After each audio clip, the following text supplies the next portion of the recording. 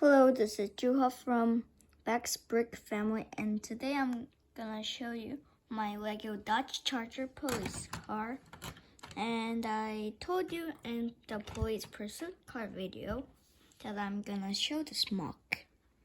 And I modified it, the sides and the back, and it looks like more dodgy than the one before. So the bumper is normal, except I lowered it in one stud, and it can fit in the garage well. And go out the garage. And also my road plates, they're also good, and I'm gonna make a road plate video in the future. So make sure to check that out soon.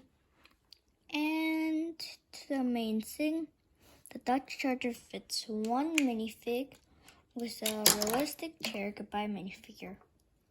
And when you close it, it looks really realistic. And behind the hood is like the wheel wells and like the 2x3 black, and the bumper. I use these for studded like grill pieces, and then when you put it on, perfect. It fell off.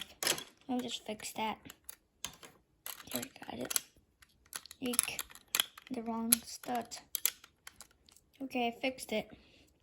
And the chair, I used a few bricks, and then the 1x1 cheese hoops, 2 studs high.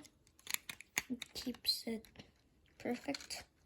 And the siren, yeah, it's like the 1x4 trans dark blue brick. And the hood has like a police symbol here, and